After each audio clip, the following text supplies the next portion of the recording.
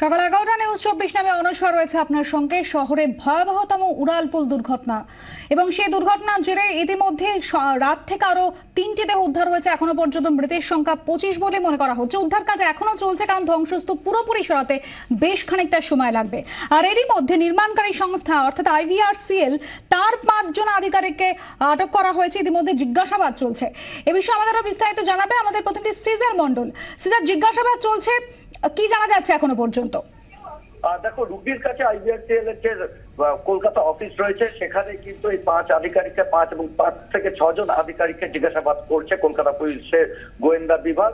এবং এরা কিন্তু মূলত এই ঢালাইয়ের সঙ্গে যুক্ত ছিল। অর্থাৎ বুধবার রাতে ফ্লাইওভারের যে অংশ ভেঙে পড়েছে, সেটার যে ঢালাই হয়, সেটার সঙ্গেও কিন্তু এই কর্মীরাই বা এই আধিকারিকরাই যুক্ত ছিলেন।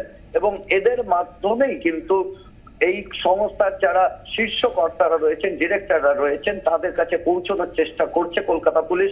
কারণ ইতিমধ্যে হায়দ্রাবাদে যে 5 জনের দল হানা দেয়, সেখানে কিন্তু এই সংস্থার যে সদর দপ্তর, সেখানে তালাবন্ধ, বা ডিরেক্টররাও কিন্তু বাড়িতে নেই এবং তারা পলাতক। সেই জায়গা থেকে এই কর্মীদের সূত্র ধরে এই ডিরেক্টরদের খোঁজ পাওয়ার চেষ্টা চালাচ্ছে গোয়েন্দারা। এবং তার পাশাপাশি এই সংস্থার নথিপত্র খতিয়ে দেখা হচ্ছে এবং সেইখান থেকে যদি কোনো সূত্র পাওয়া যায় ডিরেক্টরদের সম্পর্কে, সেই খোঁজেই এই মুহূর্তে গোয়েন্দারা অনুসুয়া। আবার তোমাকে ধন্যবাদ সিজার মন্ডল। আমাদের প্রতিনিধি যেরকম জানালেন, সংস্থা নথিপত্র খতিয়ে দেখা হচ্ছে, অর্থাৎ দুর্ঘটনার পর ধীরে ধীরে ব্যবস্থা গ্রহণ শুরু হয়েছে।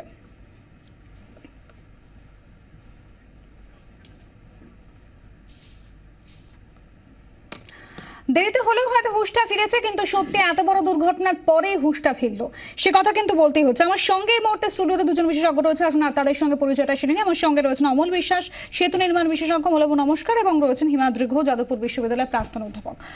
আমি একটু অমলবাবু আপনার কাছে আসি। আমরা দেখলাম IVRCL তার 5 জন আধিকারিককে ঢালাইয়ের কাজের সঙ্গে তারা যুক্ত ছিলেন, তাদেরকে আটক করা হয়ে জিজ্ঞাসাবাদ চলছে। ঢালাই কাজের সঙ্গে তারা যুক্ত ছিলেন, ঢালাইটা তো পরশুদিন রাত্রেবেলা হলো, কিন্তু এই যে সেতু এতদিন ধরে 7 বছর ধরে নির্মাণ হয়ে চলছে, কোথাও কি মাথারা আরো যুক্ত রয়েছেন না? ঢালাই কাজের সঙ্গে যারা যুক্ত ছিল তারা হয়তো ঢালাই ঠিক মতো করছিলেন, কিন্তু ঢালাইয়ের আগে যে সমস্ত জিনিসগুলো, মানে এটা তো হয়তো একদিনে হতে পারে না। ঢালাই করার আগে যে ধরনের পারমিশন দিতে হয়, একটা ডিপার্টমেন্ট একটা পারমিশন দেয় যে এখন নাও ইট ইজ রেডি ফর ঢালাই, আপনারা ঢালাই করুন। সেই পারমিশন যারা দেয় তাদের বিশেষভাবে দেখতে হয় অল সর্ট অফ প্রিকশনস নেওয়া হয়েছে কিনা। কারণ এত বড় একটা বিরাট বড় girder, and that is supported on a balance cantilever. আমি সাইডটা দেখে এসেছি মাত্র, দেখে এসে যেটা বুঝলাম, it is not the failure of ঢালাই বা মানে কি girder, it is the failure of balance cantilever. Balance ক্যান্টিলিভারটাকে পুরো গার্ডারের লোডটা ব্যালেন্স ক্যান্টিলিভারে ট্রান্সফার করা হয়েছিল, এবং ব্যালেন্স ক্যান্টিলিভারটা একদিকে পড়ে যাওয়ার সঙ্গে সঙ্গে আর একটা দিকেও পড়ে গেছে। এই হচ্ছে বেসিক থিং। এবং আমরা মনে করি অন্তত যারা কনস্ট্রাকশন ইঞ্জিনিয়ার্স বা স্ট্রাকচারাল ইঞ্জিনিয়ার্স দেয় যারা আছেন, তারা ডেফিনেটলি বলবেন প্রিকশনারি মেজার, স্পেশাল প্রিকশন নিতে হয় for all this type of special casting. কীরকম? যেমন ওদের উচিত ছিল অন্তত ব্যালেন্স ক্যান্টিলিভারটার তলায় কিছু প্রপ দিয়ে ওটাকে দাঁড় করিয়ে রাখা, মানে এক্সট্রা প্রিকশন নেওয়া উচিত ছিল, যাতে যদি কিছু ফেলও হয় এই ক্যান্টিলিভারটা পড়ে যাবে না। এই ক্যান্টিলিভারটা পড়ে যাওয়ার জন্যই দুদিক থেকে দুটো গার্ডার একদম পড়ে গেছে।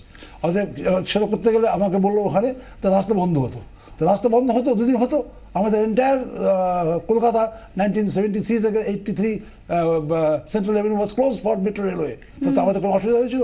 ও তো 2 দিন বন্ধ থাকতো, 2 দিন নয় আমাদের পোস্ট বন্ধ থাকবে। এখন যে একদম বন্ধ হয়ে গেল, এই যে প্রিকশনটা, শুনুন এই সিদ্ধান্তটা কার? শুনুন, এই রাস্তা বন্ধ হয়ে যাবে না, এই যে প্রিকশনটা, তার জন্য তো মানুষের সিকিউরিটি কখনো স্টেকে থাকতে পারে না। শুনুন, এই যে প্রিকশনটা যদি নিত, তাহলে কি হতো, অন্তত এই প্ল্যানগুলো যেত না। যদি আছে রাস্তা বন্ধ করে যদি ঢালাই হতো, তারপরে যদি কিছু দুর্ঘটনা ঘটতো, that is equal say design failure. কিন্তু এটা কি হচ্ছে, প্রিকশন নেওয়া হয়নি, কিছু না হয়নি। প্রিকশন না নেওয়ার ফলে ফেলিওর হয়ে গিয়ে লোক মারা গেল। That is not the purpose of any construction. যে কোনো জায়গায় আমরা ব্রিজ কনস্ট্রাকশন করুন, বড় মাল্টিস্টোরি বিল্ডিং করুন, everywhere we take extra precaution. And extra প্রিকশনের দায়িত্ব থাকে কন্ট্রাক্টরে যেমন থাকে, ডিপার্টমেন্টেরও থাকে।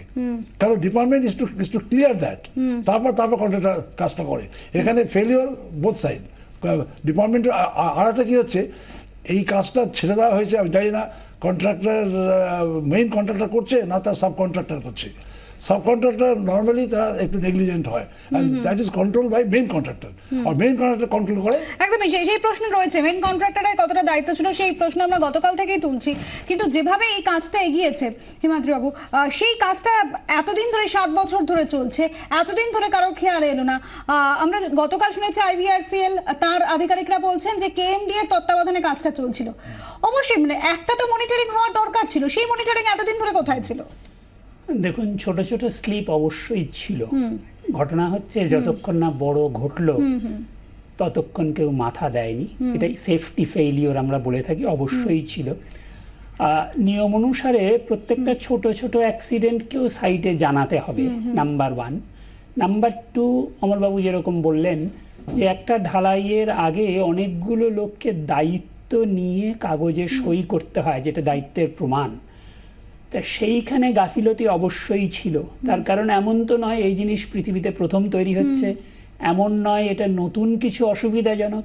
এইরকম একটা ঘিঞ্জি এলাকার মধ্যে দিয়ে যখন এই রুরাল পুলটা তৈরি হয়, সিকিউরিটি তো আরো বেশি থাকা উচিত। অবশ্যই অবশ্যই রিস্কটা ফোরসিয়েবল, যে রিস্কটা সম্ভাবনাটা দেখতে পাওয়া যাচ্ছে সেটা ফেইলিওর যখন হয় তখন দায়বদ্ধতা সকলের উপর। একেবারে দায়বদ্ধতা অনেকেরই থাকে এবং সেই দায় এড়ানোর কাজেই বোধহয় এখন অনেকে ব্যস্ত।